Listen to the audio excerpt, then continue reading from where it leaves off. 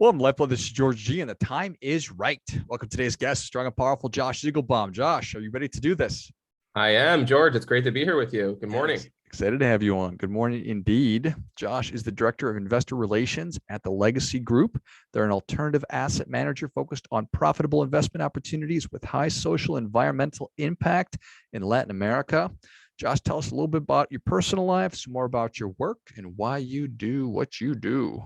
Sure. Let's start with my personal life. So I'm originally from Central New Jersey, was born and raised there, went to college at Rutgers University, studied economics, and out of school started working in financial services. So did a nice stint at Wells Fargo and Wells Fargo Advisors, climbed my way through the ranks there over a number of years, most recently as a private banker before stepping down.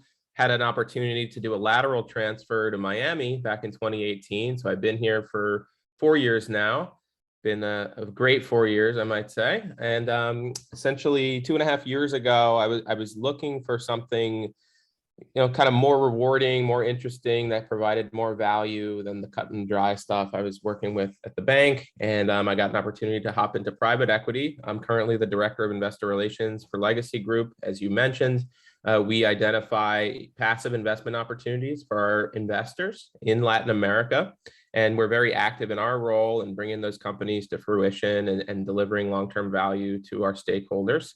And we have about 250 investors over 3 funding rounds going into our Series C next month in July. And we're doing some really special things at our portfolio company, Green Coffee Company, soon to be the largest coffee producer in Colombia.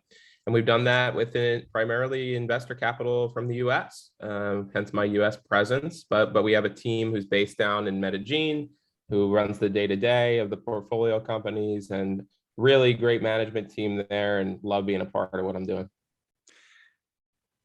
Very few things are the actual opposite of something, but doing what you're doing now, how different is it from working with Wells Fargo?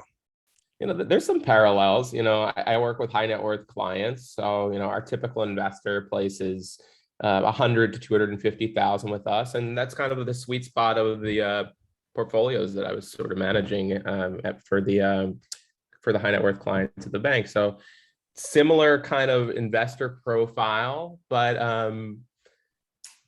the people are nicer, I think, in the private investment space. They're they're more open-minded, I would say, at least from an investment perspective. So I meet some really cool people, but the work is very different. We operate obviously in a professional manner. It's a financial services firm, so there are some parallels, but it couldn't be more different from a structural perspective, because at the bank, you're operating in a box. You have to there's literally a handbook, and you have to follow everything in it. And I mean, small companies have that as well, but it's more dynamic with a smaller team. If something in the handbook doesn't make sense, you can, pivot and adjust, where in a big corporate structure, it's just so difficult to be nimble and make changes for the better. So when you see something that would be such a great thing, you could really implement it at a smaller asset management firm, as opposed to, a big box financial institution. But, there are some parallels. We're a steward of our investors' capital. We have to communicate with them and be professional and, do what's right by our clients. So there's parallels there for sure. Yeah, certainly you want to take the good stuff with you. And from a compliance standpoint and all that, people are obviously, if they're going to give you large sums of money, they want to make sure that everything is going as it's been expressed, and expectations are, maybe we can get into that a little bit, but that's going to be a little bit different than traditional investing. So maybe I'm super curious about that. When somebody is considering investing with you, you mentioned you've got 250, and this is such an exciting and growing project, and you're probably going to be taking on more funding as it continues to grow. But how do you communicate expectations to investors, would-be investors? Sure. So we have an email newsletter, which goes to our prospective investors as well as our existing investors. And then we have it carved out for existing investors specifically for certain communications that would only be applicable to them.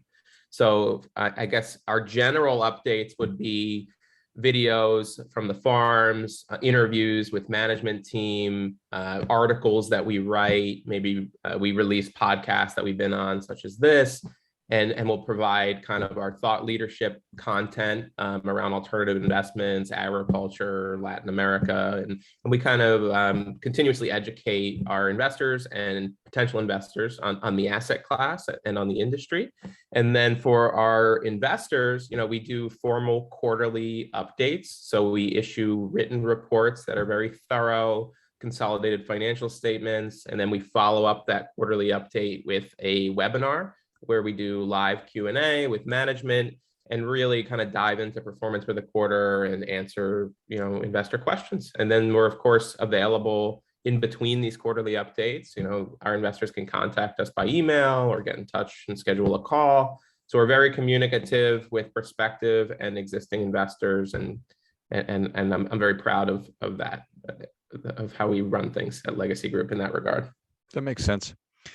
It strikes me that your timing maybe could never be better, because we're going through, we're going through a lot of changes. We're going to see interest rates going up, which we are, which I think is going to change the way that people are interacting with the stock market. And we have a new asset class with cryptocurrency. And so I feel like people are probably more open to exploring opportunities outside of United States companies.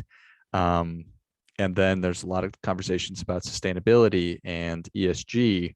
How have you seen that? Am I close? Am I way off?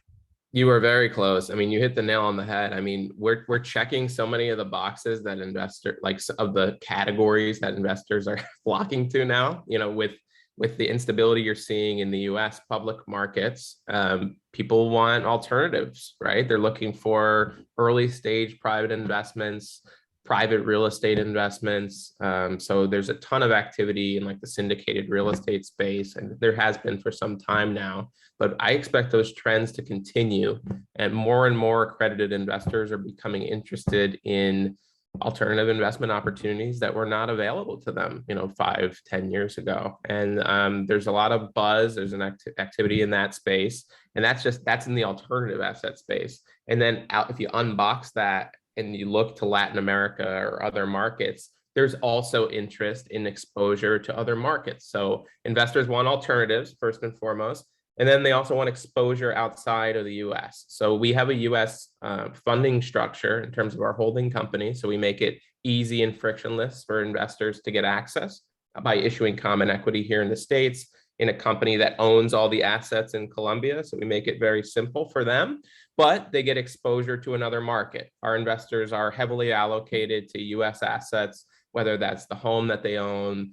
investment properties, the stocks and bonds that make up their portfolio, are almost entirely domestic, so to speak, in the US. And now that it's people, are opening their eyes to saying, I don't want 100% of my portfolio in the US. I want to carve out a slice and move it to emerging markets. And then when you think of emerging markets, people used to, or maybe still, they think of Asia, right? And then with everything going on now in that part of the world, I mean, that's not a place I want to be deploying my capital. And I'm hearing the same from my investors. So we're checking that as well. So we have emerging markets, we have alternative investments, and then on top of that, agriculture or commodities, right? There's been a boom in commodity prices in the last 12 to 18 months.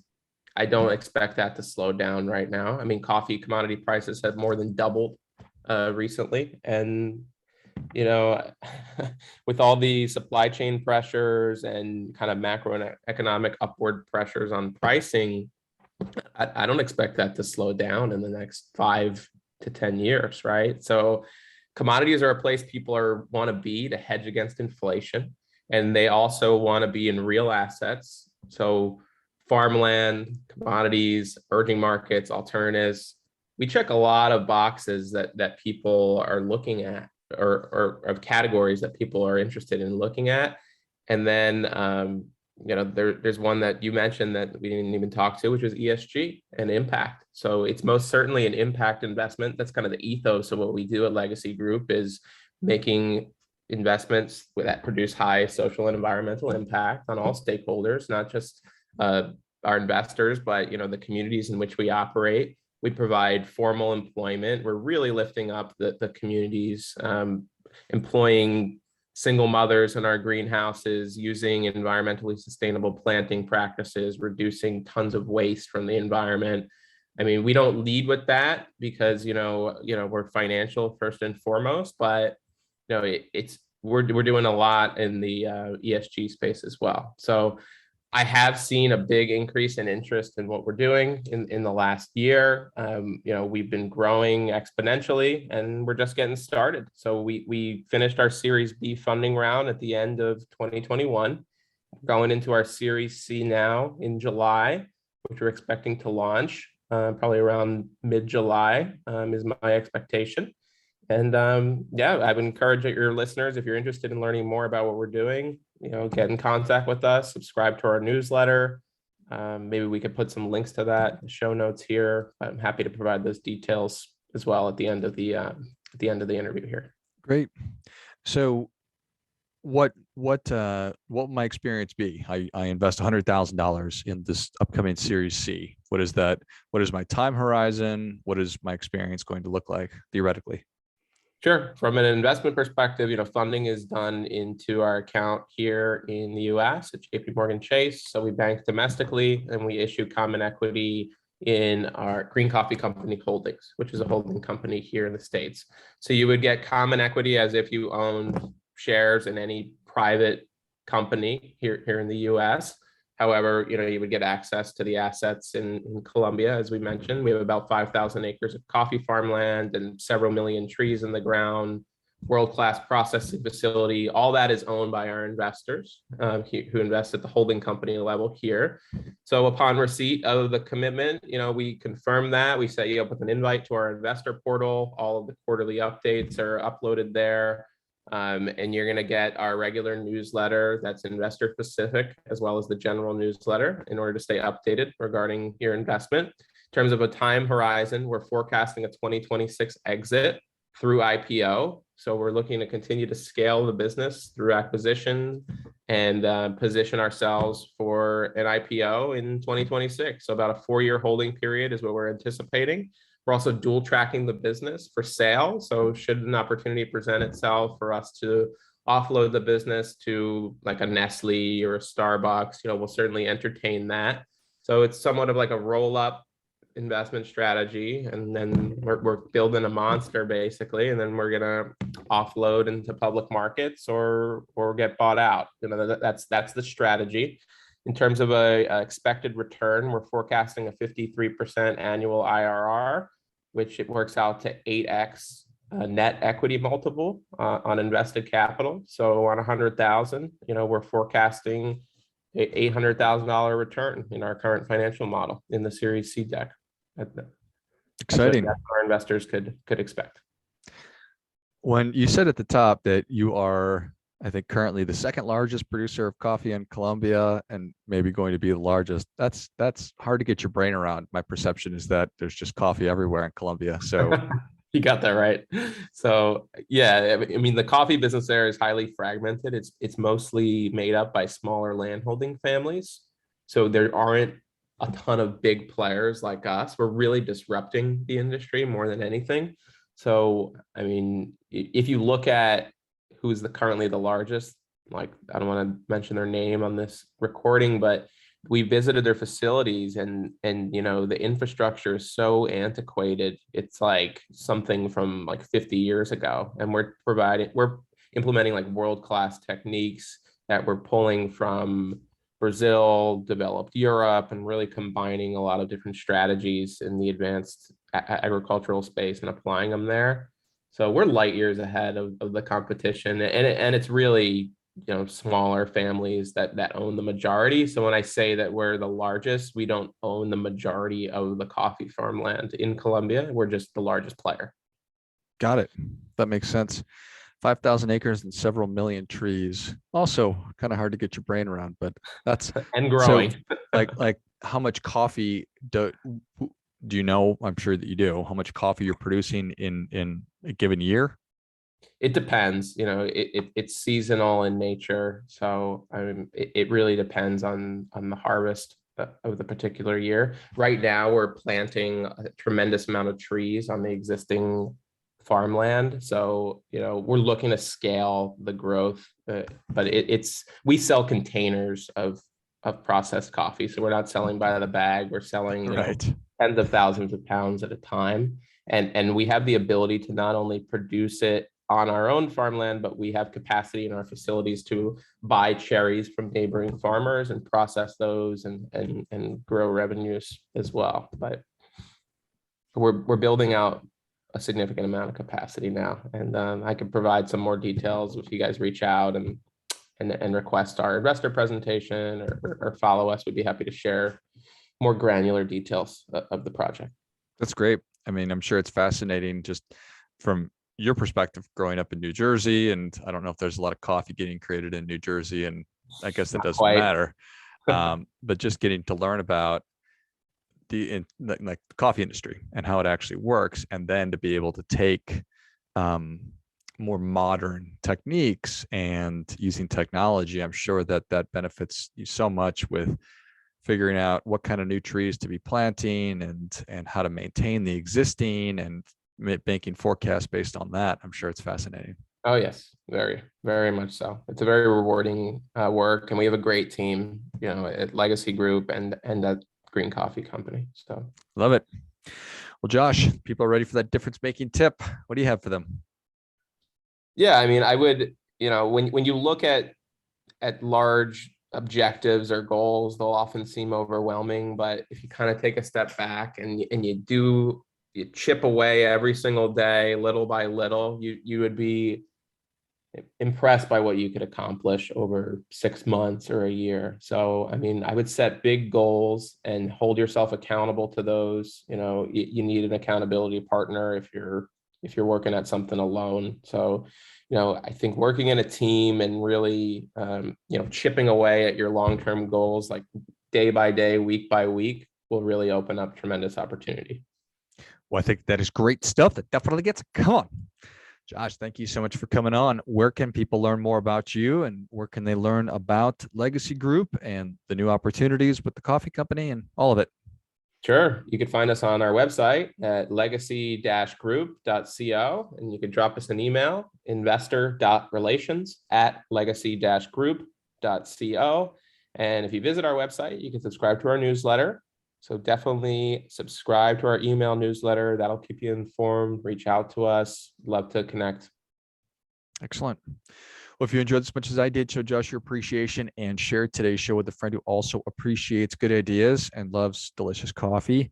Go to legacy-group.co and then shoot Josh a message at investorrelations@legacy-group.co and get signed up for that newsletter and see if this is an opportunity to take part in that Series C funding, which is just around the corner. Thanks again, Josh. Thanks, George. And until next time, keep fighting the good fight, as we are all in this together.